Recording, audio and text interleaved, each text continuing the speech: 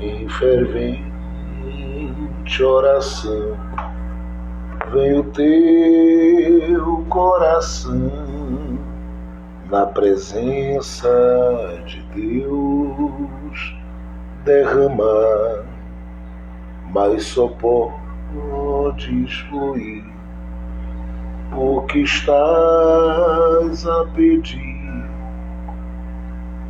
Quando tudo deixares no altar, quando tudo perante o Senhor estiver, e todo o teu ser Ele controla, só então hás de ver que o Senhor tem poder. Quando tudo deixares no altar, quando tudo deixares no altar. Pai Celestial, nós estamos na Tua presença. Queremos te agradecer por mais essa oportunidade de juntos meditarmos um pouco na Tua Palavra. É um momento que a gente para um pouco para ouvir Tua voz, para sentirmos o impacto da Tua presença e para vivermos aquilo que o Senhor tem planejado, projetado e tem liberado sobre as nossas vidas como um grande avivamento. E nós pedimos que o Senhor continue acendendo os nossos corações e continue trabalhando na gente, porque só a Tua mão tocando a gente é que a gente pode, por meio do Teu Espírito Santo, melhorar, acertar e viver o que Tu planejaste e projetaste para a vida de cada um de nós. Eu te suplico que esta manhã e esta tarde a Tua graça de Deus repouse sobre cada mente, sobre cada olhar, sobre cada coração, de modo que em tudo os Teus filhos sejam edificados, renovados, abençoados e tenham suficiência, como diz Paulo em 2 Coríntios capítulo 9, em tudo e em todas as coisas. Que os Teus filhos sejam supridos desde o seu interior até as necessidades básicas do seu dia a dia. Que a Tua graça de Deus e a Tua glória de Deus repouse, inunde, venha romper, venha abençoar e venha manifestar e revelar sobre a vida destas pessoas aquilo que só o Senhor pode revelar, abrir e mostrar. Cumpre todo o Teu desígnio, cumpre todo o Teu plano, cumpre todo o Teu propósito, cumpre todo o Teu projeto. Faz com que estas pessoas vivam aquilo que está no Teu coração para a vida delas.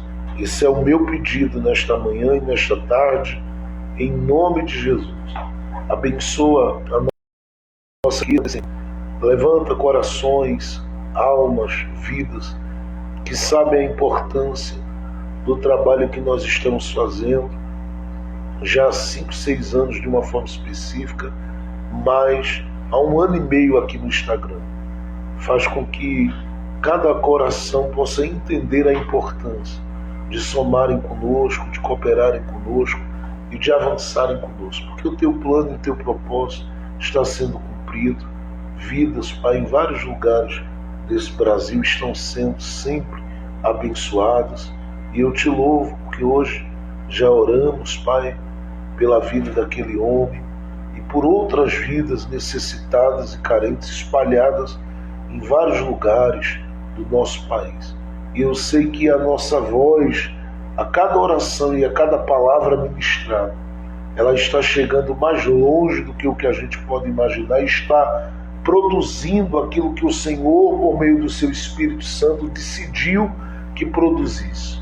Que a Tua palavra é viva e eficaz, e é mais penetrante do que espada alguma de 2 gumes, que penetra até a divisão da alma, do espírito, até as juntas e medulas, e é apta para discernir os pensamentos e as intenções do coração. Por isso, hoje, nós nos colocamos diante de Ti e te pedimos: fica conosco, trabalha conosco, é o que eu te peço, para a glória e louvor do nome santo do Senhor Jesus. Amém, amém e amém. Gente, que bênção, que a graça e a paz de Jesus esteja com o seu coração.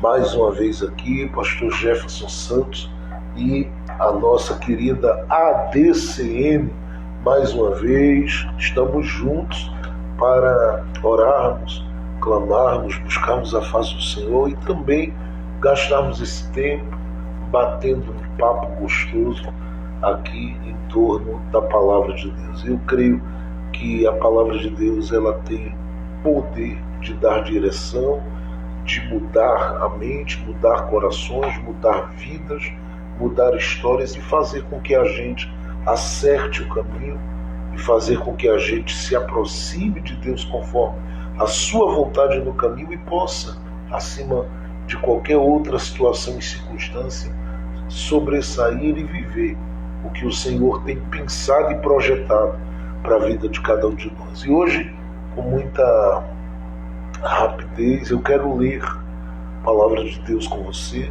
no primeiro livro dos Reis de Israel. E eu quero tomar por base aqui o capítulo de número 1.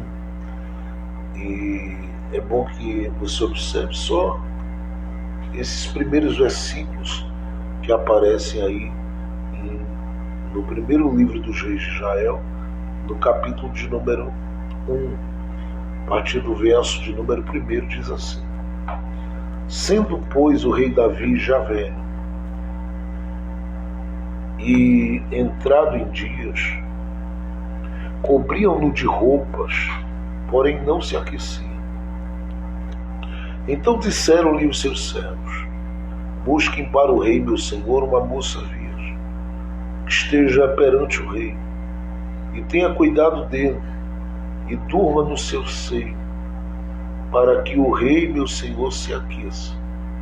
E buscaram por todos os termos de Israel uma moça formosa, e acharam a Abisag, sunamita, e a trouxeram ao rei. E era moça sobremaneira formosa, e tinha cuidado do rei, e o servia. Porém, o rei não a conheceu.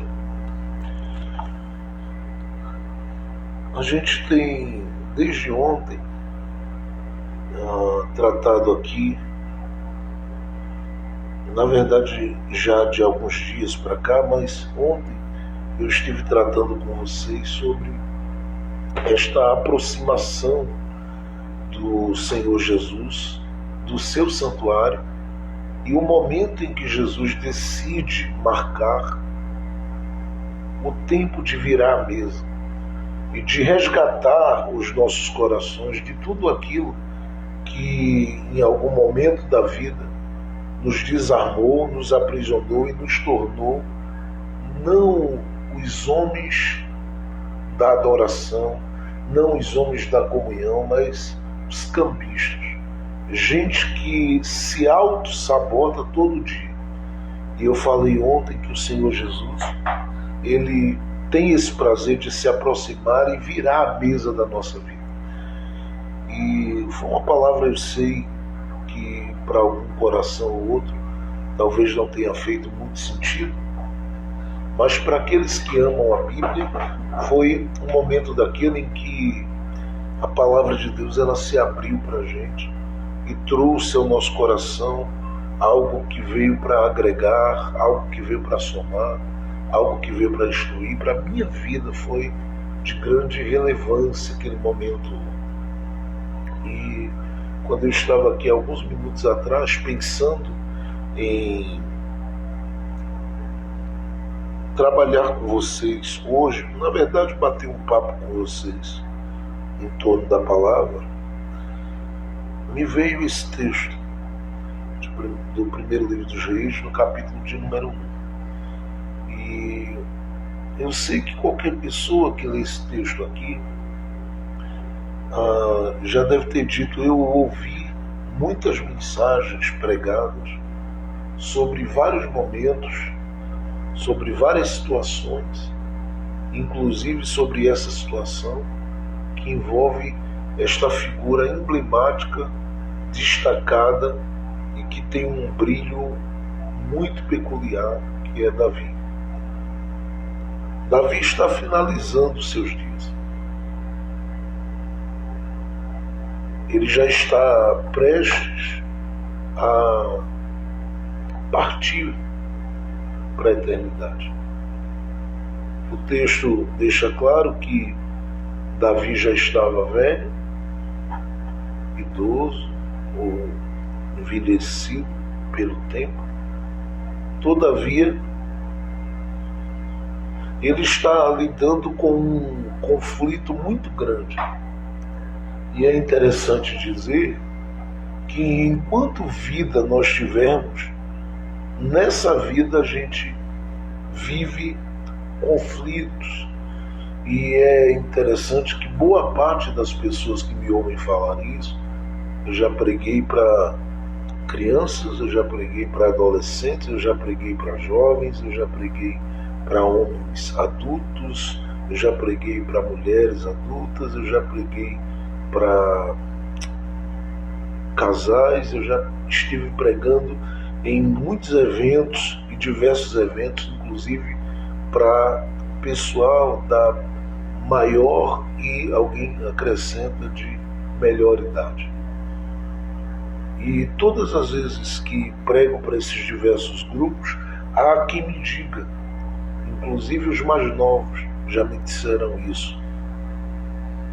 Eu penso que todos os conflitos que eu vivo, eles se resolverão com muita rapidez quando eu, de repente, viver a experiência de desfrutar, de ter o meu lugar, o meu lar, onde habitar. E aí, de repente, começar a trabalhar, alugar um lugar para estar ali, passaram a morar e novos conflitos vieram. Então, de repente, algumas dessas pessoas disseram para mim, olha, quando eu casar, isso vai se resolver. E boa parte delas casaram. E novos conflitos vieram. Algumas delas já conversaram comigo e disseram, quando eu particularmente tiver um filho, uma filha, e estiver com o meu coração tomado pela ocupação e pela preocupação, não no sentido mal da palavra, mas pela responsabilidade de cuidar, tudo vai se resolver nesse sentido aqui, das coisas que eu estou carregando e que se fazem conflito, às vezes desde a infância, da adolescência, enfim. E boa parte dessas pessoas tiveram filhos e novos conflitos vieram. Algumas delas disseram, quando eu amadurecer e chegar a uma certa idade, eu vou ter 25. E algumas delas, né, que dizem isso, talvez não tenham conversado com pessoas mais velhas como eu conversei e que me revelaram que os conflitos da infância e que existiram na adolescência e que existiram na fase adulta ou na adolescência final e que existiram na fase adulta e que existiram no momento do morar sozinho, conflitos que existiram desde o momento que se casaram, conflitos que existiram quando se tornaram pais, mães. Estes conflitos particularmente surgem e surgiram também na sua velhice. De modo que o que eu quero deixar claro aqui para o nosso coração é que enquanto vida tivermos, a gente sempre vai estar lidando com alguns conflitos. E não são mudanças relacionadas à idade que vão nos fazer superar todos eles. A gente vai vencer alguns e vai lidar com outros que a gente vai ter que aprender a superá-los também. São conflitos que virão, ou que já estão vindo, ou que já estão presentes na sua vida, que também não estão ligados ao lugar que se mora, não estão ligados à sua árvore genealógica, não estão ligados a outras coisas, a não ser a você mesmo, que em vida e enquanto vida tiver, sempre vai estar lidando com esses conflitos, sejam eles externos ou internos. E é bom dizer isso porque o texto já começa no capítulo 1, verso 1, dizendo que Davi já era velho. Mas havia conflito. Havia um conflito. E esse conflito que se revela na vida de Davi, eu penso que é o conflito do coração de todo mundo. Porque no trajeto de vida que a gente faz, todos os dias, a gente é convidado a buscar coisas que vão, como eu disse anteriormente, amenizando esses conflitos da nossa existência e vão suprindo uma série de coisas que na nossa visão são responsáveis pelos maiores conflitos da nossa vida, de modo que uma vez que essas coisas aparentemente estão resolvidas na nossa visão, na nossa forma de enxergar, a gente chegou no ponto em que a gente diz, pra gente agora está tudo bem. Então você lê o texto e percebe que a informação que o texto carrega é pesada, porque não está falando de qualquer pessoa. Está falando de um dos homens cuja história mais ocupou espaço nas páginas da Bíblia e na história do povo de Israel, ou do povo de Judá, como se queira chamar. Então, esse homem particularmente que aparece aqui, o texto diz que ele, essa figura emblemática, chamada Davi, está velho. E entrado em dias, porque particularmente ele está finalizando a sua trajetória aqui na Terra e, consequentemente, está sendo puxado, convidado a preparar o coração, porque daqui a pouco essa chave vai virar, ele virá a morrer e ele vai conhecer agora a eternidade. E é incrível que o texto faz questão de mencionar que este Davi está velho, está em conflito. E aí eu preciso que você guarde isso, porque isso não é coisa de um jovem de 15 anos, ou de um adolescente, melhor dizendo, de 12, 15 anos. Isso não é coisa de um adolescente que está na sua adolescência final. Não é coisa de um adulto. Eu estou falando de um velho ou um senhor de idade, como a Bíblia está chamando aqui, um velho, que está lidando com o conflito, porque, como eu disse, descobriu no caminho da vida que tinham coisas importantes a serem conquistadas e conquistou.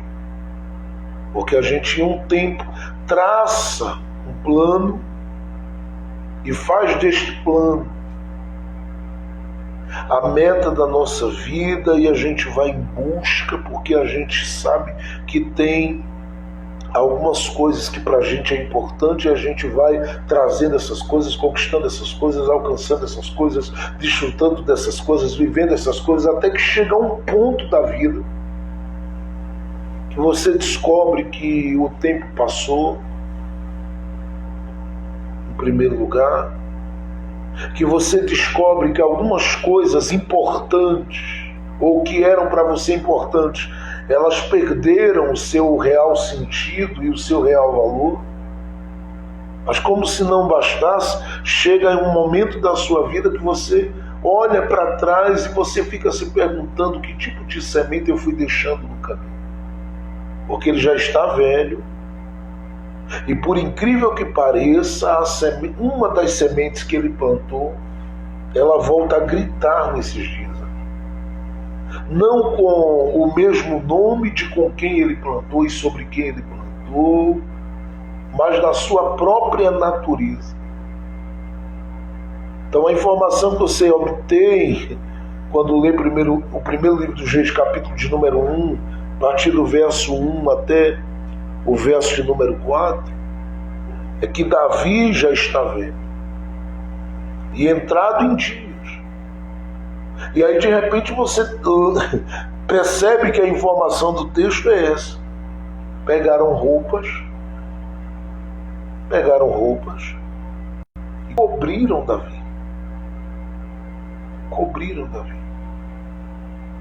E isso deveria ser suficiente para o momento.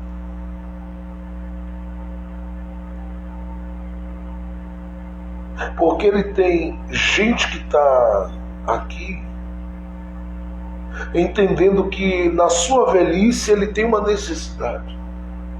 E alguém diz: a gente não pode deixá-lo aqui sofrendo com esse frio, sentindo aqui esse tremor no corpo. A gente não pode deixá-lo aqui com essas pulsações e com todo esse movimento que ele está manifestando aqui. Não. A gente precisa, com muita urgência aqui, vestir. Então pegaram uma roupa, ou roupas, como está aí no plural, e cobriram Davi. E disseram: coloca uma. Talvez disseram: coloca outra sobre estas. Só que de repente olham para Davi e percebem que está tremendo do mesmo jeito. Porque na verdade o que está pesando é algo muito particular da sua natureza carnal, que viveu todo o seu trajeto de vida com muita intensidade em uma área específica. A área esta que para ele foi uma porta aberta para a descoberta de que ele, sendo o que era, não o era o homem que tinha o controle total da sua existência e da sua vida. Por quê, pastor? Porque em algum momento da sua vida ele começou a descobrir que, apesar de ser o Davi, ele também o é o Davi. Apesar de ser o Davi que tocou harpa um dia e demônios saíram da mente de Saul, apesar de ser o homem que um dia venceu um gigante como Golias, apesar de ser um homem que passou por muitos desertos e sobreviveu nesses desertos, apesar de ser um homem que viveu grandes e profundos e terríveis embates, tendo que lidar com dois tipos de fuga, uma causada pela ira, pelo ciúme, pela raiva e revolta do próprio rei Saul, e a outra provocada pelo seu próprio filho. Ele, Davi, que lidou com tantos sonhos, e estes sonhos o conduziram às suas grandes, poderosas, maravilhosas e especiais conquistas, ao ponto de torná-lo um homem lembrado até hoje, reverenciado até hoje, respeitado até hoje, que tem gente que faz orações próximo àquilo que chamam de túmulo de Davi. E fazem leituras da palavra ali perto. Ele que se tornou esse homem de grande expressão. É o Davi que está sendo apresentado aqui para a gente no capítulo 1 de 1 Reis como um homem que que olhou para trás, que olhando para trás do ponto que ele está aqui, porque todo ponto de vista é a vista de um ponto, do ponto que ele está, a leitura de vida que ele faz é diferente. Inclusive eu percebo no capítulo de número 2, quando ele vai falar algumas coisas a Salomão, ele tem uma preocupação de tentar livrar Salomão do seu próprio DNA, o que é impossível. Pode-se mudar alguma coisa por fora, mas dificilmente a essência carregada será mudada por dentro. A única coisa que se pode fazer é ser trabalhada, porque Paulo escreve aos Gálatas, no capítulo de número 5, e ele faz questão de dizer que existe uma ação do Espírito Santo sobre a vida de cada um de nós, e uma vez que essa ação do Espírito Santo ela é alimentada, ela gera, ela concede ao nosso coração também domínio próprio, se a gente busca isso. Mas tirando isso, a ação do Espírito Santo, o que sobra é o que se carrega. Então o reflexo daquilo que Davi era com relação à sua vivência, inclusive com muitas mulheres, isso vai refletir na vida de Salomão também. E vai trazer danos a Salomão, como trouxe a Davi, mudando apenas no quesito de que Davi permaneceu com seu coração voltado unicamente para o Deus que é soberano. Salomão voltou o seu olhar para algumas outras imagens e para algumas outras coisas. Mas olhar para Davi neste momento é entender que o erro, particularmente, que ele cometeu lá atrás, isso está refletindo nesse momento da sua velhice, porque aqui se percebe que ele tem uma necessidade, a necessidade aqui, ela está sendo, do ponto de vista humano, suprida como se pode. Mas o próprio Davi continua do mesmo jeito que estava anteriormente, se revelando como alguém que não se satisfaz.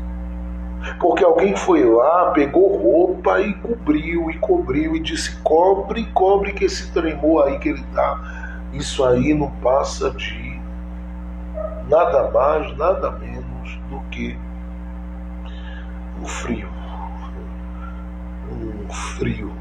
um calafrio, sei lá. Estou dizendo a ele muita coisa aqui, olhando, dizendo: vamos descobrir a causa. Cobriram ele. Ele continuou do mesmo jeito, tremendo, se balançando. Talvez sentindo justamente o que alguém percebeu. A saudade, sentindo a falta, sentindo o impacto da ausência dessas figuras que um dia dividiram um leito ou uma cama com ele. Mas ele já está velho, já não tem o controle sobre ele mesmo, ele está velho, já está ele está velho, e a sua natureza particularmente começa a gritar e é interpretada por alguém como algo que pode ser suprido com vestidas roupas. Só que o ponto que eu quero que você atente aqui não é para a sexualidade dele. Porque particularmente aqui o texto diz: foram buscar uma mulher para tentar aquecê-lo. Você não imagina que ela fosse ali para passar a mão na cabeça de Davi e ficar mexendo nos cabelos dele. Não. Só que quando trazem essa mulher, não há em Davi força, resistência mais para isso. Então essa mulher particularmente diz já que não dá para ele simplesmente se sentir um homem que nos últimos dias da sua vida vai terminar amando a mulher e se aquecendo com ela. Então eu vou no mínimo ficar aqui, deito do lado dele, canto umas canções para ele. Eu fico por aqui servindo, porque o texto diz isso. O verso de número 4, em vez de começar falando de qualquer outra coisa, diz: e era a moça sobremaneira formosa, e tem o porquê disso estar aqui. O objetivo era supri-lo na sua carência, na sua carne que estava gritando. Todavia não dava mais, ele já estava velho. Estava velho, mas muito cansado, muito desgastado. Então o texto diz que ela de repente começa a fazer uma outra coisa. Ela passa a cuidar do rei. Passa a cuidar do rei. E vai cuidar do rei, e o texto continua e diz: e o servia. E aí o texto diz assim: porém o rei não a conheceu. Claro, ele já estava velho. Mas quando você olha para isso aqui, você fica se perguntando por que isso tem que estar na Bíblia. Por que não dizer apenas que Davi estava velho e de repente cortar um episódio como esse? Por que isso tem que estar aqui? Eu particularmente não consigo ler, atentar, observar a Bíblia e passar por essas coisas sem fazer uma série de perguntas aos textos. Porque, com toda sinceridade, qual relevância teria essa informação de que Davi estava tremendo, gente, no leito? E que alguém interpretou que o melhor para ele era trazer uma mulher que tentasse tocar fogo nele de novo. Que ele estava tremendo com saudade e tremendo provavelmente pela ausência, porque a vida o alterou em todos os sentidos, do ombro para baixo. Mas a cabeça ainda traz na memória as lembranças dos áureos e bons tempos onde ele se apropriou de Betseba e de Abigail, e por aí vai. Eu estou ainda descartando a filha de Saul aqui.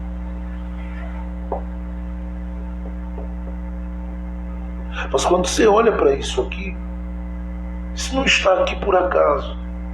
Estou falando essas coisas aqui, que isso aqui é algo que prende a nossa atenção. A gente quer se perguntar por que isso em verdade está aqui. Mas isso não está por acaso, assim como eu creio que outros textos da Bíblia não estão aqui por acaso, está aqui para nos dizer alguma coisa, porque o texto faz questão de começar dizendo ele estava velho, gente, e usaram um recurso para tentar ajudá-lo em uma aflição que ele está vivendo ligada à sua natureza carnal. E qual foi o instrumento que usaram aqui? A princípio, o capítulo de número 1, verso 1 diz que o cobriram com roupas. Então alguém disse: coloca uma vestimenta que passa. Só que isso aqui é tão valioso que faz questão de dizer que a roupa não resolveu o problema. E é impressionante, porque diz assim, ó, no capítulo 1, verso 1, a última parte: porém não se aquecia. Ele tremia. Alguém olhou e disse assim: nossa, essas coisas durante anos e anos da vida deste homem fizeram parte do que ele era. Inclusive, quando ele trouxe a Arca da Aliança de volta, ele fez questão de arrancar essas vestimentas como um símbolo de entrega diante de Deus. Essas vestimentas em todo o tempo falaram, assim como fala a vida de cada um de nós. E é aqui que eu começo esse bate-papo da gente aqui, porque é apenas uma reflexão nessa manhã. Porque isso aqui faz parte da vida da gente, e a gente gasta muito tempo da vida entendendo que se a gente precisa se aquecer, se realizar, as roupas vão resolver. E a gente vive a vida toda em busca disso aqui, daquilo que é material e pode nos suprir momentaneamente, pode nos suprir quanto às nossas necessidades pessoais, a partir inclusive da pirâmide de Maslow, a gente sabe das nossas necessidades. De modo que todos nós, eu, você, nós, a gente luta todo dia, batalha todo dia, entende, precisa comer, precisa vestir, tem internet para pagar, a gente entende que tem a luz para pagar, a água para pagar, o aluguel da casa para pagar, a gente entende que tem filho para cuidar, e a escola, é isso, é aquilo, e tudo mais. E a gente passa a vida toda para descobrir, nos últimos tremores da vida, que é o caso de Davi, o que em verdade é importante. Porque se você gritasse e dissesse a Davi nesse momento, Davi e a coroa, ele poderia dizer com a voz de alguém que já está com a idade avançada, para mim, a coroa não tem tanta importância. Se você dissesse Davi e o trono, ele ia dizer para mim, o trono não tem tanta importância. Se você dissesse na velhice dele Davi e a vitória contra Golias, isso é lembrado pela gente, aquele ia dizer, foi uma grande vitória que me abriu uma porta dentro de outra porta e abriu portas e portas para mim, mas isso não tem tanta importância. Davi e as mulheres. Ele diz, agora eu não vou falar delas.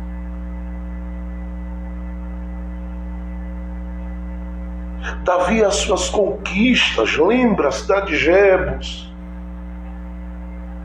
suas conquistas, seu domínio territorial, suas realizações, seu nome conhecido e reconhecido como guerreiro, suas poesias, seus cânticos, sua harpa, sua habilidade de tocar harpa. E ele diria com a voz de alguém que passou os seus anos de vida fazendo tudo isso, ele diria, para mim, isso não tem tanta importância. E você diria, então o que é importante? Então ele vai nos mostrar claramente nos últimos dias da sua vida, e é por isso que eu acho um personagem fantástico no Antigo Testamento. Porque ensina desde a sua juventude, Deus o usa para ensinar coisas desde da sua juventude, alguém diz inclusive até da sua infância, até os seus últimos dias. Os seus altos e os seus dias de vale ensinam de uma forma profunda, e aqui, particularmente para mim, não passa despercebido algumas lições, porque quando alguém pega a roupa, alguém descobre que a roupa não é tudo, que a roupa não é suficiente. Vestiram, e não pense que vestiram, ele é um rei, gente. Não vestiram ele com roupas simples. Vestiram com o que havia de melhor e o que havia de melhor para aquecê-lo. E alguém poderia até bater uma foto, fazer uma selfie e dizer, colocar aí no Instagram, estou aqui do lado de Davi, olha como o cara está vestido, e Davi lá tremendo. E alguém olhando dizendo, nossa, não passou, ele continua sem se aquecer. E não tinha roupa que desse jeito. E não tinha taça de vinho que desse jeito. E não tinha nada que se trouxesse a ele, que desse a ele no mínimo, do ponto de vista material, alegria. Porque nessa hora aqui alguém entende, só tem uma coisa que pode possibilitar ao coração de quem quer que seja algo maior e algo melhor. no sentido de terminar a vida bem. É proximidade, é abraço, é um bom diálogo, é conviver com gente. E isso parece que às vezes vai se perdendo, porque a gente precisa, eu repito, chegar nos últimos tremores às vezes para entender que tudo que a gente foi buscando vai ficando para trás. Algumas pessoas dizem o meu apartamento, e eu digo, vai ficando para trás. Para trás para quem vem depois. As noites acordados, os dias inquietos, as noites de agonia, aqueles dias projetando, escrevendo, pensando como abrir, como começar, como realizar, como crescer, como isso, como aquilo. Tudo isso vai ficando para trás. E aí de repente vai se descobrindo que o sofá que se tinha um ciúme tremendo, outro já vai ocupar já. Ou outra vai ocupar já. O copo que se tinha ciúme, a mesa que se tinha ciúme, as coisas vão ficando para trás e tudo vai perdendo significado, gente. Eu estou falando isso aqui porque é sério.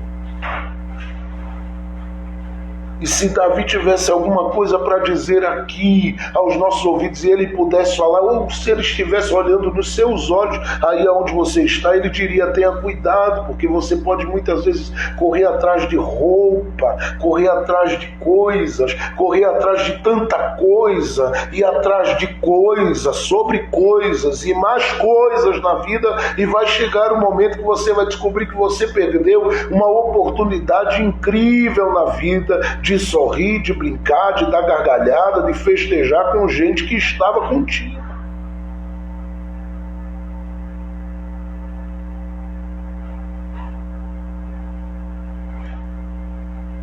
Você vai descobrir que vai chegar uma hora que as vestimentas não aquecem, que a taça, por mais bonita que seja, ela não vai servir de nada mais.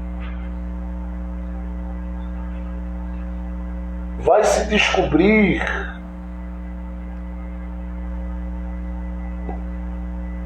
que a piscina aquecida, que o suco de cupuaçu, que as idas ao rodízio de carne, que o bobó de camarão e que todas as outras coisas particularmente ficaram para trás. E por mais que a gente leia que na velhice ainda darão frutos, esses frutos aqui, em 2 Coríntios capítulo 9, Paulo descreve, são os frutos da justiça. De modo que tanto eu quanto você precisa acordar agora. Porque às vezes a nossa atenção ela está em coisas que particularmente são importantes, mas não é tudo. E que a gente é motivado todos os dias pelos coaches que brilham no mundo por aí, a buscá-las, porque a gente precisa crescer, porque a gente precisa conquistar, porque a gente precisa ganhar. E a gente vai perdendo, na verdade, a oportunidade maior que a gente tem, que é de contemplar as pessoas que particularmente fazem parte da nossa existência. E quantas vezes a gente não se engana, porque às vezes por 15 minutos da nossa vida a gente fica cego. Às vezes por 20 minutos da nossa vida a gente fica cego. Isso pesa para uma vida toda. Por quê? Porque às vezes a gente é vencido por uma crise financeira naquele momento, às vezes a gente é vencido por um desencontro, um desentendimento, uma briga naquele momento, a gente às vezes é vencido por um abandono naquele momento, a gente às vezes é vencido por uma rejeição naquele momento, e tudo isso acaba muitas vezes nos colocando e nos empurrando para situações às quais a gente acaba se envolvendo e quando vem acordar a gente olha e diz: meu Deus, por que eu fui perder tempo com essa roupa? Se na verdade o que eu precisava para minha alma e para o meu espírito e para o meu coração o Senhor já havia me dado. As pessoas que estão com Davi entendem. Tudo que ele conquistou ficou para trás. Só vai ficar na história, mas ficou para trás. Tudo que ele cantou e adorou ficou para trás. Tudo que ele realizou na história, marcou a história, mas ficou para trás. O que fica é o legado, mas ele agora já não pode usufruir de tudo isso. A única coisa que ele pode fazer é terminar os seus dias descobrindo em alguém chamada Abisag, que é achada, e eu gosto dessa expressão, porque a Bíblia diz assim no verso 3: e buscaram por todos os termos de Israel. Eu gosto disso porque parece que diante de tantas conquistas e essa ideia que é uma fixação, não é? Quando a gente fala do povo de Israel, pensa na terra prometida, a gente fica com a fixação do leite, do mel, do mel, do leite, do leite, do mel, e às vezes a gente pensa tanto nisso e na coisa que esquece do Senhor, esquece de Deus, porque é o leite, porque é o mel, porque é o mel, porque é o leite, porque é o leite, porque é o mel. E a gente esquece das coisas que têm significado. Talvez por isso é que Davi de repente perde filhos. Talvez por isso ele seja obrigado, já com uma certa idade, a sair do seu lugar e da sua casa porque tem um filho querendo matá-lo, porque quer o lugar dele. Nesses dias da sua velhice aqui já tem gente dizendo: o trono é meu. E ele vai entrar numa briga e vai dizer: olha, prepara minha jumenta, minha mula aí, e coloca Salomão em cima. E vai entrar numa briga quando na verdade os seus dias tinham que ser dias de descanso, mas ele descobre que a busca pela roupa, a busca pelo território, a busca pelo reino, a busca por qualquer outra coisa perdeu sentido na vida, porque da vida só se leva algumas poucas coisas, e eu vou falar sobre elas daqui a pouco. Mas olhe para a sua Bíblia comigo, por exemplo, no livro do Gênesis. Deixa eu só fazer uma conexão aqui e ligar esses dois textos aqui. Capítulo de número 30 do livro do Gênesis. Observe, por gentileza, vamos ler antes, no capítulo de número 29 aqui. Capítulo 29 do livro de Gênesis, depois o capítulo de número 30.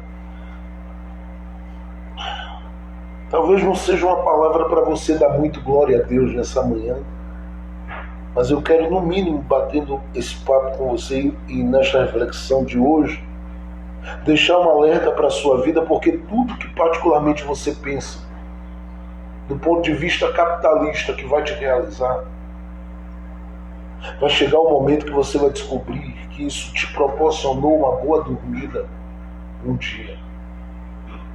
Te deu a oportunidade de desfrutar de um prazer, mas foi um momento. A cama fica, o sofá fica, as outras coisas ficam. Só tem 3 coisas que você vai carregar para frente. Só tem 3 coisas importantes que você vai carregar daqui para frente. Mas olhe para o capítulo de número 29, por favor.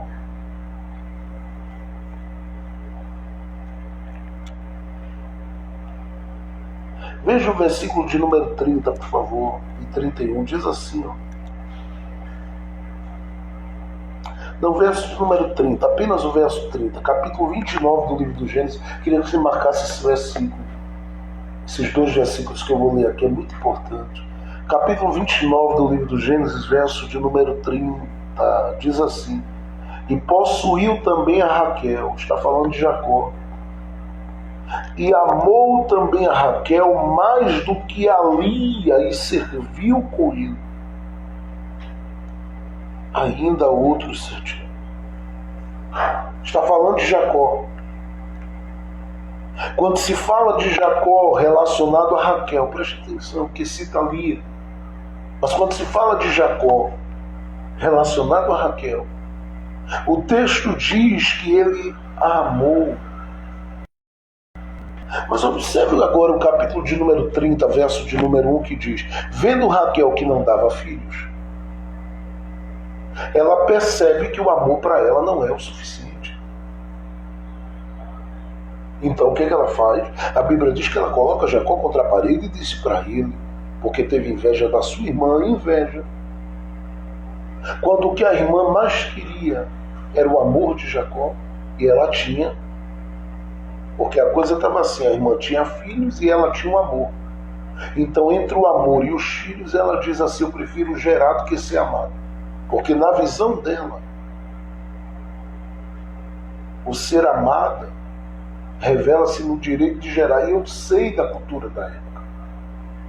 Mas eu preciso dizer que isso aqui é uma falta de discernimento, é uma falta de percepção, é uma falta de um olhar atualizado. Porque quem não tinha todo o amor do coração de Jacó está fornecendo filhos e está dizendo, inclusive entre os filhos que gera, um dia ele vai me amar, porque tudo que alguém que está ali estava discernindo como o mais importante era o amor. E não que se conquistava, e não que se tinha, e não que se podia gerar. Por outro lado, tem outro dizendo: o amor para mim não vale nada, porque eu não gerei. Então ela dá um grito e diz assim: ei, Jacó, dá-me filhos, senão eu morro. Olha a expressão, ela está dizendo: dá-me filhos, senão eu morro. Aí Deus permite ela gerar um, e tinha que ser aquilo que viria a trazer ao seu coração a sensação de que ela estava plenamente realizada. Mas de repente se abre a porta e parece que Deus atentou para esse momento aqui. Porque o texto diz no verso 2, e eu penso que isso pesou demais, que ele diz assim: então se acendeu a ira de Jacó. E isso não é tão comum. Porque quando você vai pensar em Jacó, você vai sempre percebendo, apesar dos seus erros, como alguém que o próprio Deus escolhe, lhe dá experiências. E a expressão ira, às vezes nem se manifesta com relação a Labão, quanto mais com relação a Raquel que namora. Mas por que essa ira aqui? Por que essa ira se revela aqui? Ela se revela porque o Jacó olha e diz: ela tem amor, e o amor para ela não é suficiente. E na verdade eu percebo que você vai olhar para Raquel, atente bem para o que eu estou dizendo. Ela entende: eu preciso gerar, eu tenho que gerar, porque se eu não gerar não adianta ser amada. Então ela entende: eu preciso dos filhos, eu tenho que ter os filhos, eu tenho que dar filhos, eu preciso dos filhos. E fica numa loucura, numa obsessão com relação a isso. Não há uma expressão de que o olhar dela se voltou para o céu e adorou a Deus, bendíssima. Isso custa muito para acontecer. Como se não bastasse, se você observar aí o capítulo de número 31, por exemplo, queria que você marcasse também, capítulo de número 31.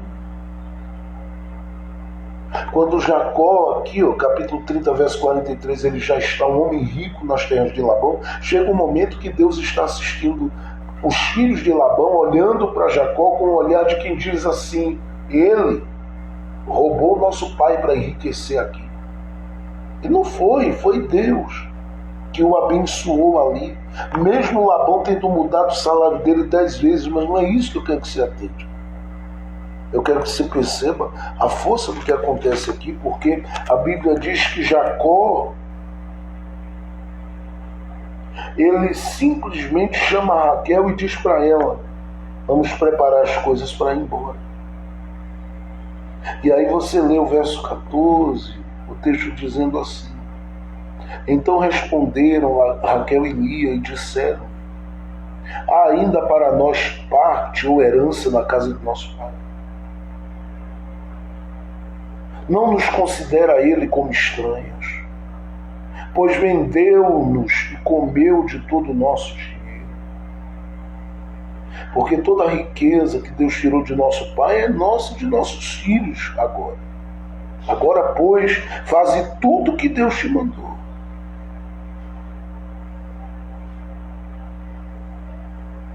Observe o verso de número 19. E marca esse versículo. É muito importante o verso 19. E havendo Labão ido a tosquear as suas ovelhas, furtou Raquel os ídolos que seu pai tinha. Então aqui ela já tem uma situação que a incomoda. Eu não estou gerando, eu preciso gerar. Amor para mim não é suficiente. Tem gente que daria tudo para ser amada. Tem gente que daria qualquer coisa nessa vida para ter no mínimo o direito a terminar os seus dias sendo amado por alguém. Mas para ela amor não é suficiente. Para ela o suficiente é gerar. Como se não bastasse, o texto diz que para ela o coração dela se revela. Onde é que estava? Você percebeu aqui. Em segundo lugar, nos ídolos. Nos ídolos. Nos ídolos. Porque quando ela particularmente entende que Deus a abençoa ou a abençoou ou deu a ela o direito de gerar um filho, ela não está nem atribuindo a Deus essa coisa toda. Inclusive Jacó foi dizer a ela: porventura eu estou em lugar de Deus? Se Deus fechou, está fechado. Eu não posso abrir o que Deus fechou. Isso gera uma crise tão grande que ela se apega aos ídolos e faz dos ídolos parte das coisas que o coração dela se firma. Atente para o capítulo de número 35 do livro do Gênesis, que você vai descobrir uma outra coisa aqui interessante. No capítulo de número 35 do livro do Gênesis, a Bíblia diz aí, a partir do verso de número 1: depois disse Deus a Jacó: levanta-te, sobe a Betel e habita ali, e faze ali um altar ao Deus que te apareceu quando fugiste da face de Esaú, teu irmão. Aí você percebe no verso 2 a Bíblia dizendo assim: então disse Jacó à sua família e a todos os que com ele estavam: tirai os deuses estranhos. Você percebe que está aqui no plural. Ele não diz tirai o Deus estranho, porque os ídolos particularmente que foram ocupando a casa e o coração das pessoas que com Jacó conviviam, foram em parte os ídolos tirados da casa de Labão. Era como se Jacó dissesse: Deus te chama, Raquel, para uma nova viagem, para um novo tempo e uma nova vida, e Ele vai te tirar do lugar onde você conviveu a sua vida toda com seus maus costumes. E agora Ele vai te levar para um novo nível de vida, uma nova mentalidade, um novo olhar, para viver com um novo sentimento e um novo coração. Só que ela quer ir arrastando aquilo que particularmente ela deixa claro. É responsável por aprisionar o coração dela nas coisas. E por mais que filhos sejam importantes, no caso de Raquel aqui, ela não está entendendo que o amor deveria falar mais alto, mas ela simplesmente olha e diz assim: o amor não é suficiente. E o que é que acontece com ela? Ela está grávida aqui no capítulo 35.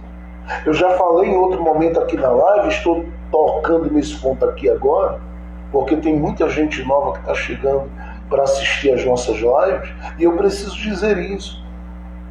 que existem pedidos que matam, porque ela mesma disse, se Deus não me der, eu vou morrer, e ela vai descobrir que Deus deu um e já era suficiente, mas ela entende que precisa de mais. Deus lhe dá outro, e o outro que vem, no momento que ela vai gerar, aqui no capítulo 35, a Bíblia diz claramente que ela vai morrer.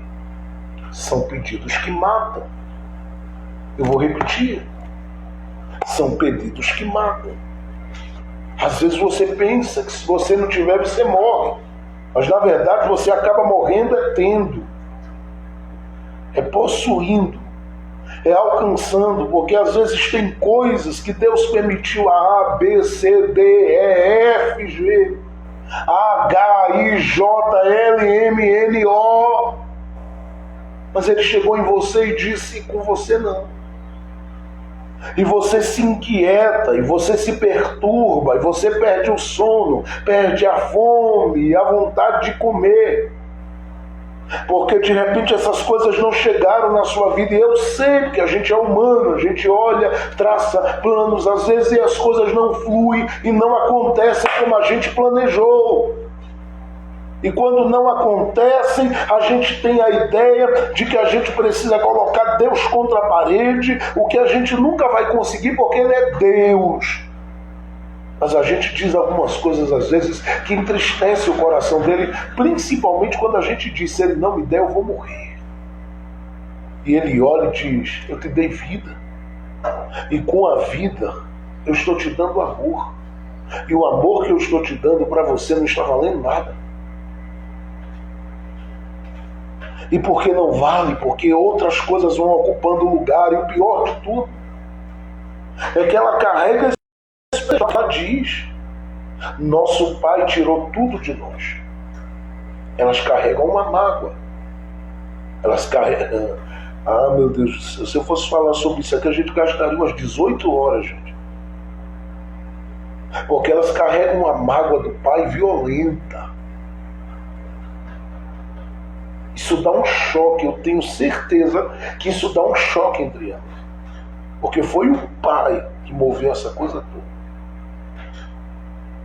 E o pior de tudo é que isso vai se refletir em quem não merece. Porque quando Benjamim, por exemplo, que ela está carregando no ventre, vai nascer aqui, citado aqui no capítulo de número 35, o texto diz que vai querer chamar o menino de Benoni, diz que ele é motivo da sua amargura, mas na verdade o motivo da amargura dela foi o pai. O menino não tinha nada a ver. E quando eu digo pai, não é Jacó, estou falando de Labão. Só que ela joga isso para o menino e transfere. Por quê? Porque simplesmente essa relação com os deuses estranhos trouxe o coração dela para coisas que são passageiras. Trouxe o coração dela para colocar como secundárias as coisas que, na verdade, deveriam ser prioridade sobre a existência dela. E isso pesa no coração de Jacó. Tanto é que ele vai contrariá-la e vai dizer, o menino não vai ser Benoni, será Benjamim. E na sequência ele vai sair contrariando muita gente. Porque ele vai dar uma atenção especial a esses meninos justamente porque a morte de Raquel pesa. Porque ela vai morrer e morre mesmo. Assim como qualquer coração e qualquer alma. Assim como qualquer vida e qualquer história que se apegou na trajetória e no caminho a coisas passageiras, desprezando de todo aquilo que Lia mais deseja, que é ser amada. Isso é tão importante, porque você pensa na sua cabeça que quem está usando aqueles relógios da aviação alemã, pelo que me consta, custa $25 mil. Você pensa que essas pessoas não estão chorando e não choram?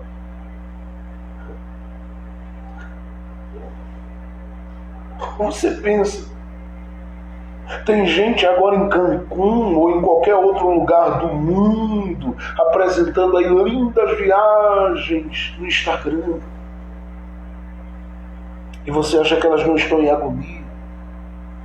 Parece que elas não sentiram para você, parece que elas não sentem nem dor de barriga. Porque você viu uma foto, e na foto você filmou e absorveu a informação, porque essas redes sociais têm o poder de falar à sua mente e aos seus olhos. Que uma foto já diz tudo de verdade sobre as pessoas. E eu me lembro há tempos atrás, quando eu me sentei com alguém que me mostrou vários áudios, aquelas fotos impressas e tal, reveladas e tal. E a pessoa me mostrou vários álbuns e eu vi aqueles álbuns de fotografia. Eu fiquei maravilhado. Quantos momentos, quantas coisas belas, quantas fotos lindas. E eu fiquei me perguntando como é que esse pessoal conseguiu viver a vida toda junto. Porque olhando para aquelas fotos eu pensei comigo, eu digo, nossa, nem dor de barriga deve sentir. Eu acho que nem soltaram gás e se solta. Eu fiquei imaginando que eram anjos. E a pessoa disse para mim assim, pastor, deixa eu lhe falar uma coisa aqui que o senhor não percebeu. Porque não dá para perceber. Porque quem olha para as fotos nas viagens, quem olha para o casamento pomposo que foi realizado, quem olha para tantas coisas particularmente que a gente viveu e essas conquistas todas aqui, nunca vão saber que entre uma foto e outra. E ela apontou para duas e disse, há tanto choro, tanto gemido, tanta lágrima, tanto desencontro aqui. Tanto desencontro. E a gente na caminhada da vida, a gente às vezes acaba comprando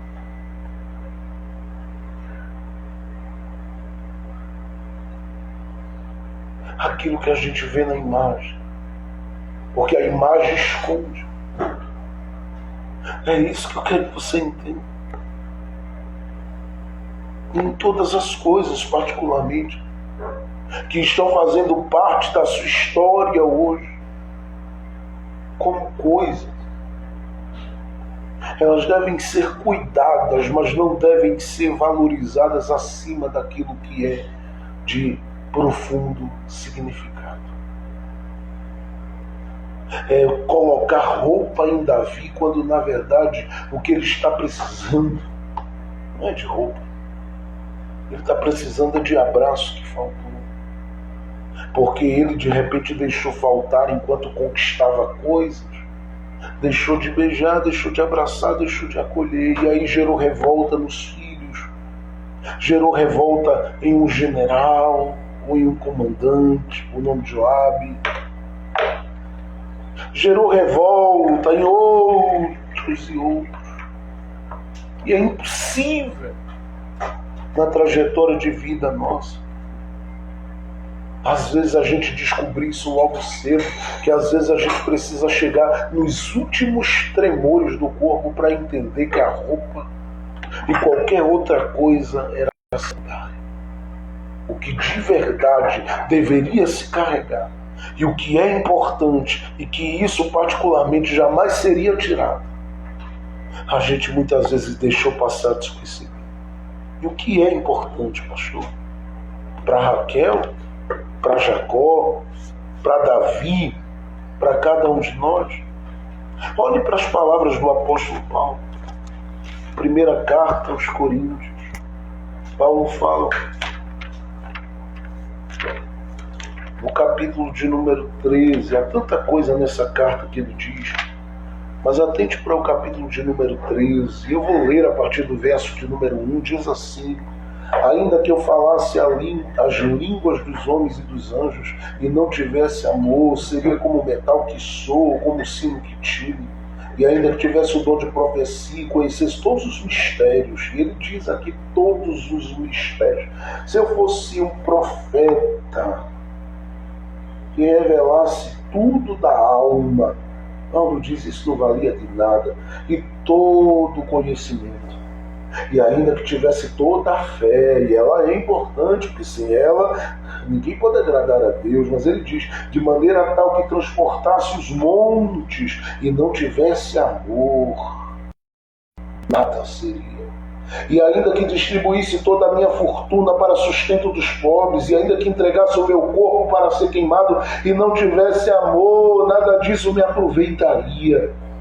E aí ele entra fundo, porque ele diz, o amor é sofredor, é benigno, o amor não é invejoso, de modo que onde há inveja, e eu sei que você nunca encontrou isso por aí, inclusive na igreja que você congrega. Inveja não, você pode ter encontrado outra coisa, mas inveja, isso não tem aí não. Só deve ter nas geladeiras que eu desci por aí. O amor não trata com leviandade. E é claro que onde há inveja aqui, segundo Paulo, não há amor não, tá? Não há amor nenhum aí. Então ele diz, o amor não trata com leviandade, não se ensoberbece, não se porta com indecência, não busca marcar isso aí, os seus interesses.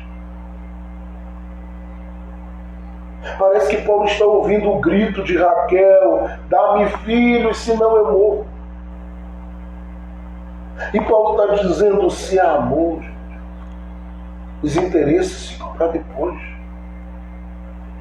Mas quando não há amor,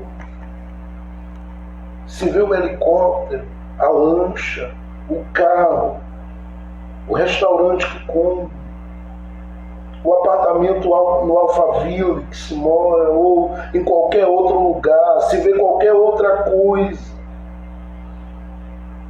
Paulo diz, não se importa com indecência, não busca os seus interesses, não se irrita, não suspeita mal, não folga com a injustiça, mas folga com a verdade. Aí ele vai fundo e diz, tudo sofre, tudo crê, tudo espera, tudo suporta.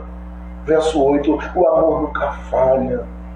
Mas havendo profecias serão aniquiladas, havendo profecias serão aniquiladas, havendo profecias serão aniquiladas. E alguém diz assim, mas no meu culto tem que ter, porque se não tiver, o povo não vem para o culto, não vem para a igreja, não participa da igreja, não participa do culto, não enche a igreja, não lota a igreja. Mas Paulo diz, mas havendo profecia será aniquilada, havendo línguas, e eu gosto de falar em mistério, mas ele diz, havendo línguas cessarão, havendo conhecimento, e alguém chega e diz, aqui no púlpito da minha igreja estão os diplomados, e eu carrego alguma coisa também na minha bagagem, mas Paulo está dizendo que tudo isso será aniquilado, desaparecerá, é a expressão que ele usa aí no verso 9, e ele não está dizendo que isso aqui não é importante, porque ele também tem.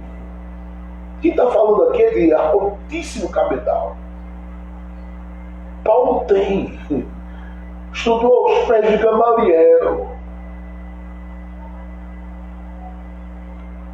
mas ele diz, porque em parte conhecemos, e em parte profetizamos, e ele está dizendo claramente, o que eu conheço tem limite, o que eu profetizo tem limite.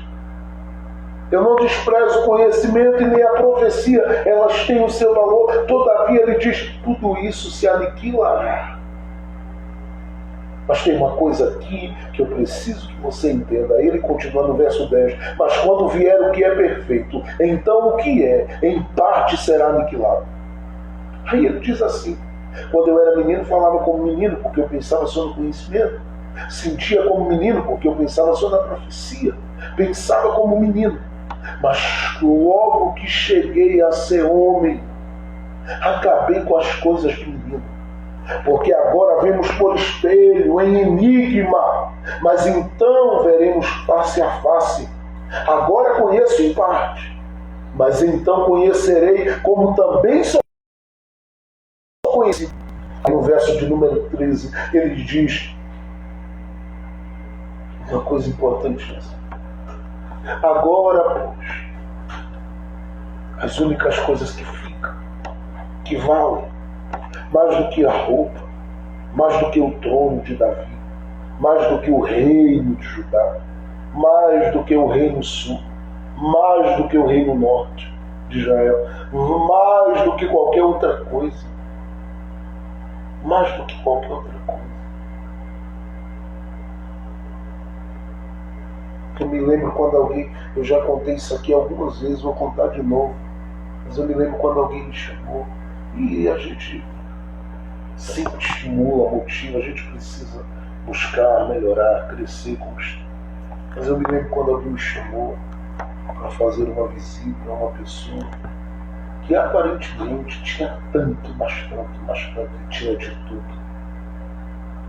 E quando eu cheguei, essa pessoa estava querendo se jogar do prédio, do lugar alto do apartamento lá.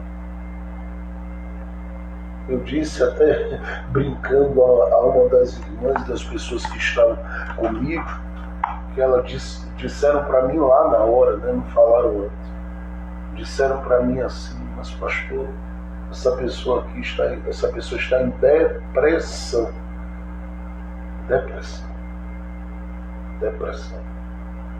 Eu me lembro, naquela época eu estava morando numa casinha, né, que ainda hoje moro, uma casa, na verdade hoje morando em um outro espaçozinho pequeno, mas não é como aquele que eu morava naquela época.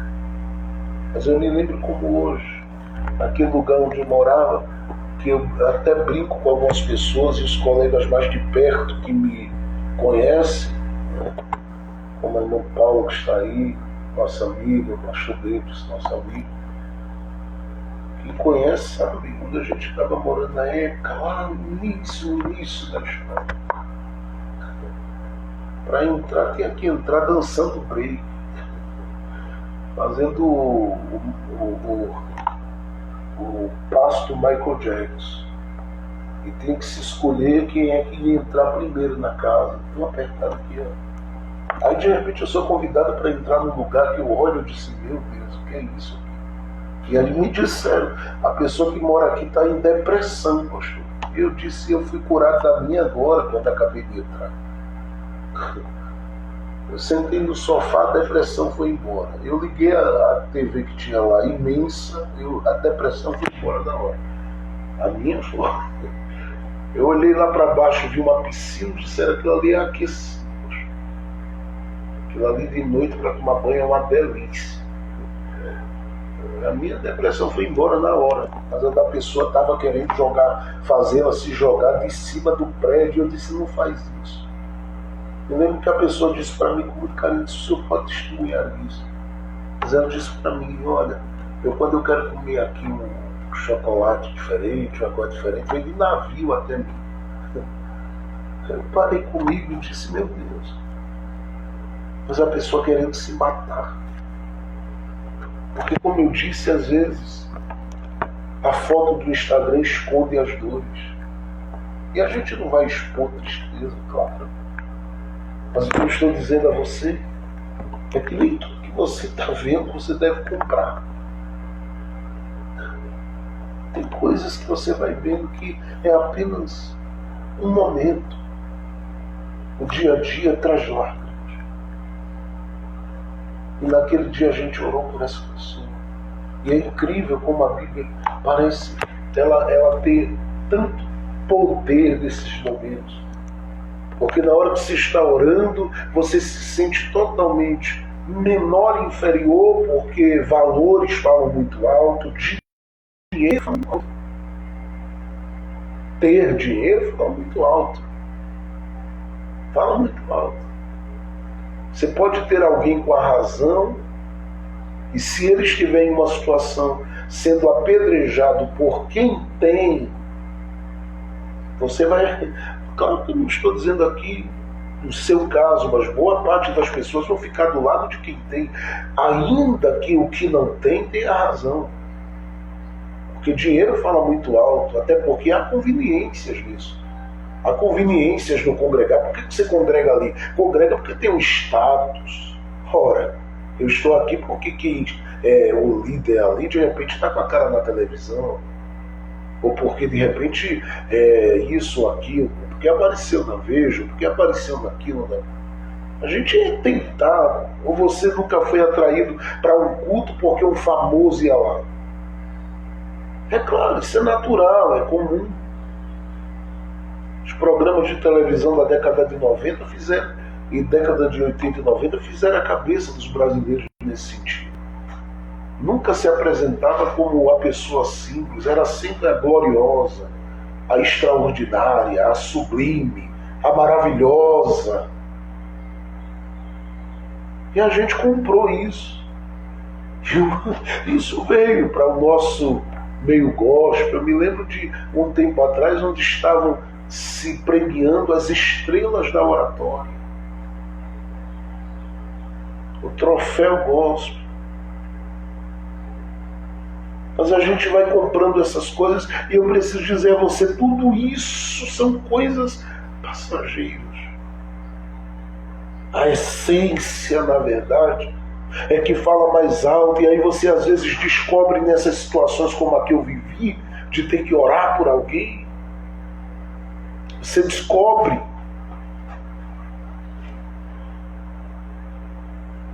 e descobre mesmo que o maior financeiramente é abençoado pelo menor.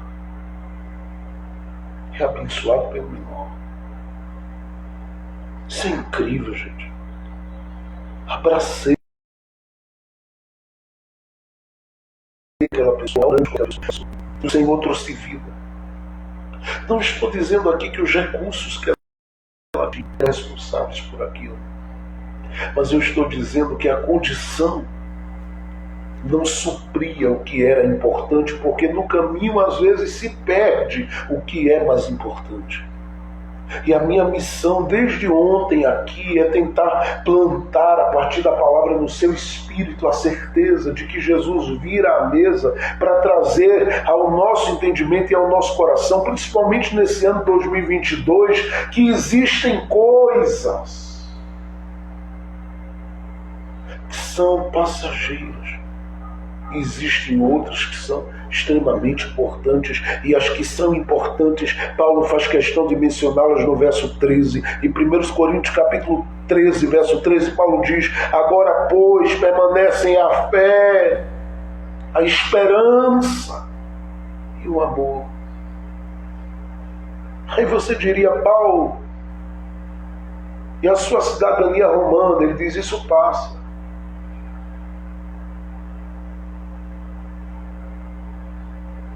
Paulo, e o ser um poliglota? Ele diz, isso passa, gente. Paulo e o seu título de apóstolo, e ele chegou inclusive a dizer aos coríntios, eles são apóstolos, eu também sou, e sou mais que eles. Mas ele deixa claro, isso passa. E aí você de repente olha para a segunda carta de Paulo a Timóteo, no capítulo de número 4, versos 6, 7 em diante, principalmente o verso 8, ele diz, Timóteo, eu fiquei sozinho, eu estou sendo oferecido como sacrifício, porque na vida é assim, tudo vai ficando para trás e a gente vai caminhando para a morte. Mas tem uma coisa aqui que eu estou percebendo, que eu combati o bom combate, acabei a carreira, guardei a fé, que aparece aqui em 1 Coríntios capítulo 13, ele diz, guardei a fé. Desde agora a coroa da justiça me está reservada, porque isso é esperança. Ele diz, o Senhor me assistiu. Depois você lê 2 Timóteo 4, verso de número 15, 16, 17. Ele diz, o Senhor me assistiu. Verso 18 também. Ele diz, o Senhor me assistiu. É um amor. Quando ele estava vivenciando aquela experiência com o espinho na carne, veio o mensageiro de Satanás, o esbofeteia, e ele diz, Eu orei ao Senhor 3 vezes e não veio livramento, mas de repente a voz de Deus brada e diz: Paulo, a minha graça te basta, porque o meu poder se aperfeiçoa na tua fraqueza. É isso que se deve carregar, e é aqui que eu quero dizer a você: você não precisa esperar os últimos momentos da sua vida para entender a importância da sua fé, para entender a importância do seu amor, para entender a importância da sua esperança. Nessa caminhada de vida, conquiste tudo que você puder conquistar.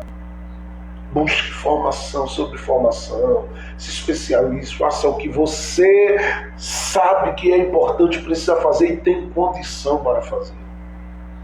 Mas no coração, mova-se em 2022 dizendo: Deus, eu não quero chegar aos 100 anos, aos 70, aos 80, quando eu estiver aos pedaços, acabado, tremendo na cama,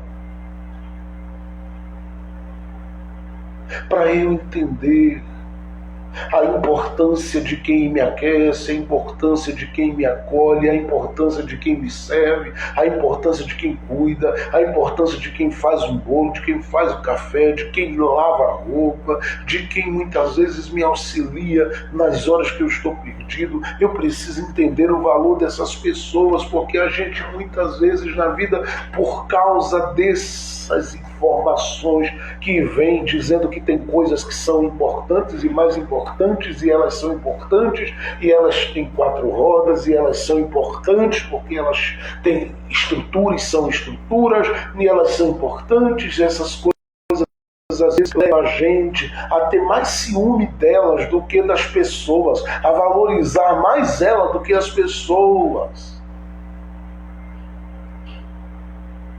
Eu não acredito. Eu conversava com alguém um dia, alguém sorriu muito, disse para mim: o senhor parece que tem problema com os cachorros. E eu disse a alguém: eu não tenho problema com o cachorrinho não, porque na casa que eu morei com meus pais tinha. Mas eu sempre me questionei por que alguém de repente tem o maior prazer de gastar 100, 120, 150 no sabonete do cachorro, mas o do filho, quando vai comprar, tem que ser o de 99 centavos, se é que com essa pandemia que passamos aí, ainda tenha 90 centavos. Alguma coisa. A missionária Lucivânia Santos está dizendo aqui que tem. Eu não tenho problema com o cachorro, mas eu fico às vezes me perguntando: como pode uma mulher chegar para uma pessoa como eu assisti, eu vi, eu estava presente, e dizer: vamos na praia, vamos no shopping, vamos nisso, vamos naquilo, e a pessoa dizer: não tenho dinheiro não. Mas de repente a gatinha que tem que cuidar mesmo, está com uma dorzinha no estômago, e ele beija a gata e leva a gata para fazer uma cirurgia caríssima. E eu olhei, eu digo, vontade de agarrar o cidadão, dar uma chamada de atenção, porque para ele a gente está valendo menos do que animal. Então tem que cuidar do cachorro, tem que cuidar do gato, mas pelo amor de Deus, filho é filho. Marido é marido, mulher é mulher, esposa é esposa. Tem coisas que são mais importantes do que essas coisinhas. E eu estou citando aqui algo que envolve sentimentos, que é um gato, um cachorro, um passarinho, uma coisa, você ama demais. Mas e aqueles que particularmente se pode tocar na mulher, se pode tocar no carro?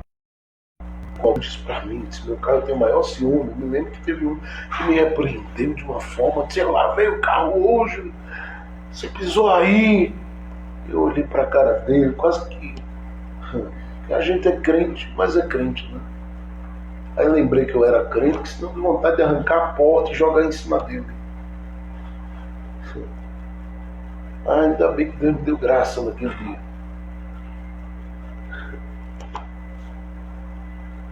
Só que esse carinho, esse cuidado, esse zelo não tem. Entende o que eu estou dizendo?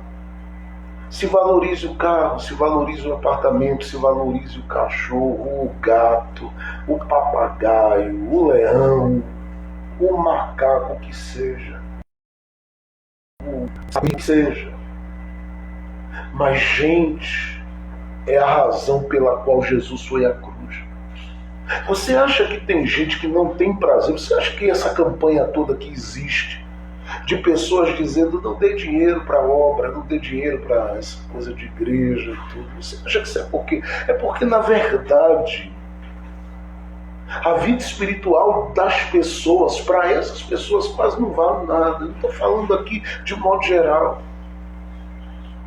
Mas às vezes a alma não vale nada. Se alguém tiver que investir para aprender os mistérios da Bíblia, não investe.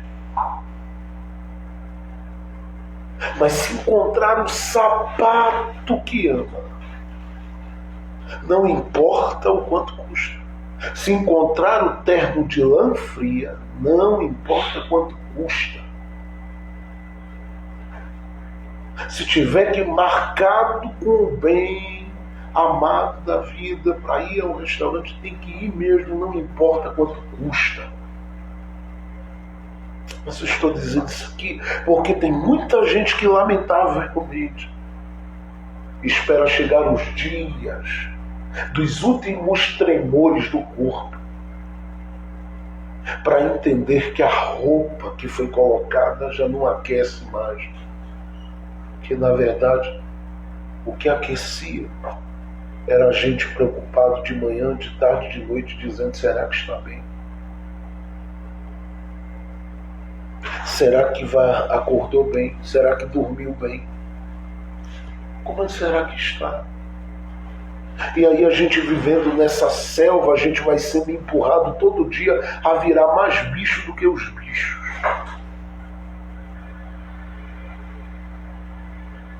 A virar mais bicho do que os bichos.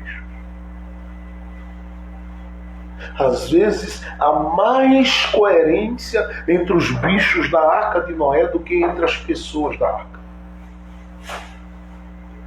Mas o Deus do céu está nos chamando para, nesse ano de 2022, no mínimo, a gente entender o valor do amor, da fé, da esperança. Sua formação é importante, mas não vale mais do que a sua fé.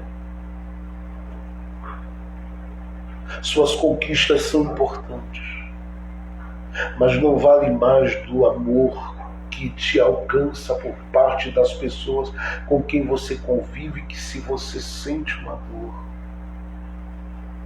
elas gritam, correm, estão perto de você, e mesmo quando não sentem, não estão preocupadas se você está bem ou não.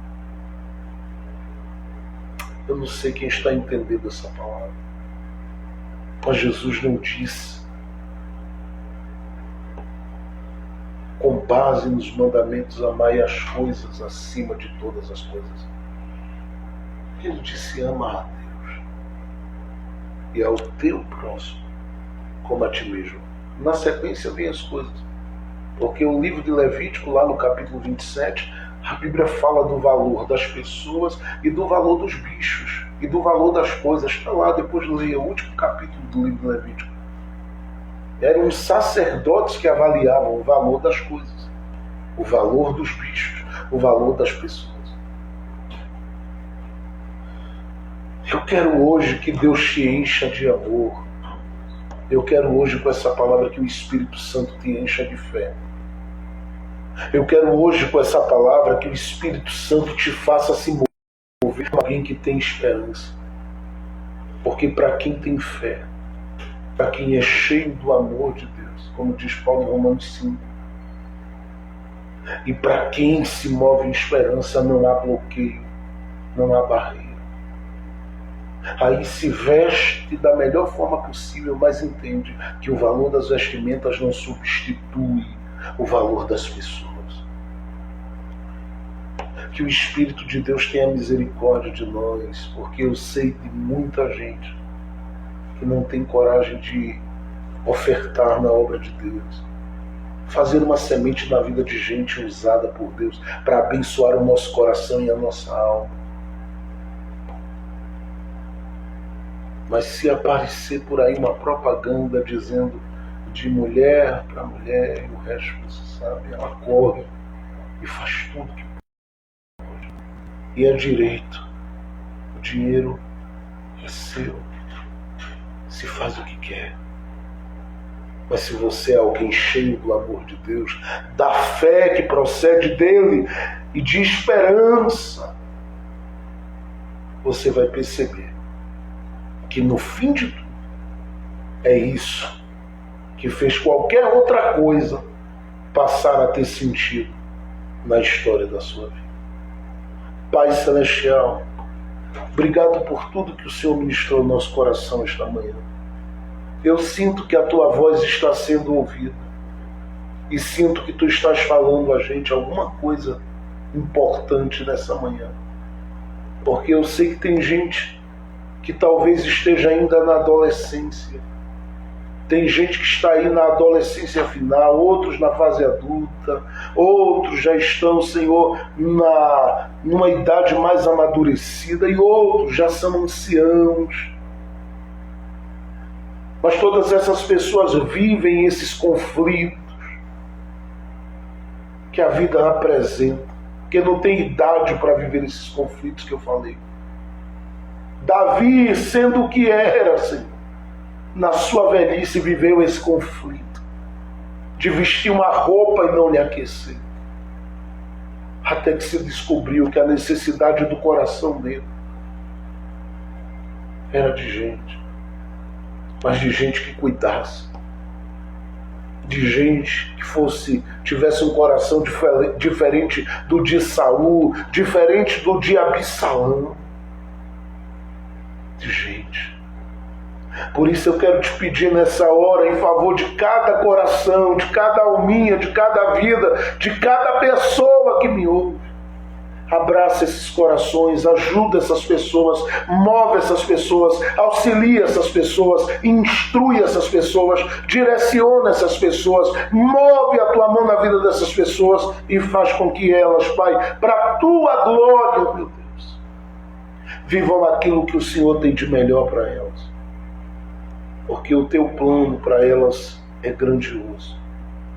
Eu peço em nome de Jesus que elas sejam muito abençoadas, que elas sejam levantadas, que elas sejam erguidas, que elas vivam, Pai, o teu bem na saúde, o teu bem no espírito, o teu bem na alma e o teu bem nas finanças e nas coisas, mas que não haja, Pai, uma inversão daquilo que em verdade é o mais importante. Por isso eu te peço, ajuda este homem, ajuda esta mulher que está me ouvindo a ser cheio do Espírito Santo e ajuda ela assim a caminhar cheia do amor do Senhor, cheia da fé que procede de ti e cheia da esperança que só o Senhor pode acender no coração de quem crê, de quem clama.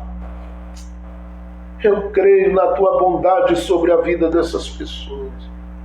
Seja com elas, ajuda, orienta, instrui, favorece e mostra a tua fidelidade na vida dessas pessoas.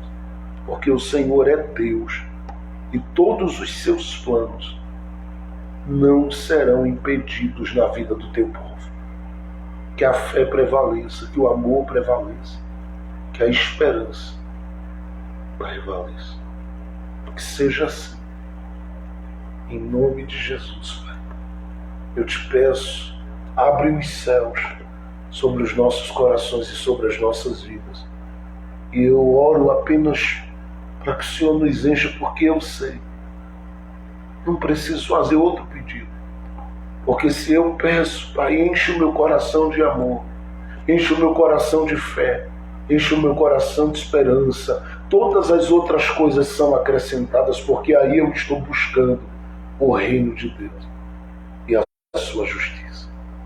Eu te peço uma bênção sobre estas mulheres e estes homens que acompanham estas lives e que estão conosco, Pai, vivendo esse tempo de crescimento. Que 2022 seja um ano assim, com a Tua palavra aberta e o Teu Espírito Santo, Senhor, trabalhando sobre os nossos corações, sobre as nossas vidas, sobre as nossas histórias. Eu abençoo o Teu povo, eu ministro a Tua bênção em nome de Jesus.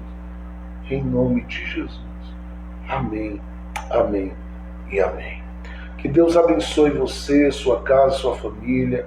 Deus abençoe a irmã Paula, a irmã Gildete. Deus abençoe aí a irmã, a missionária Carla. Deus abençoe a irmã Thalita. Deus abençoe a Fá Figueiredo. Deus abençoe a todas as irmãs que estiveram aí conosco. Que Deus em Cristo cubra vocês com toda sorte de bênção. Irmã Fernanda, irmão Souza, a todos tenham uma tarde de paz carregada do amor de Deus e da graça de Deus, tá bom? Um beijo na alma e no coração, e lembre-se, não desista de você, porque nós não vamos desistir. A gente vai até o fim orando por sua vida, e eu sei que Deus tem coisas boas e grandes preparadas para a sua história. Deus abençoe, gente. A paz do Senhor Jesus. Hoje à noite, se o Senhor nos permitir, às 8 horas da noite, estaremos ao vivo aqui para a glória do nome de Jesus. Um beijo carinhoso, a paz do Senhor.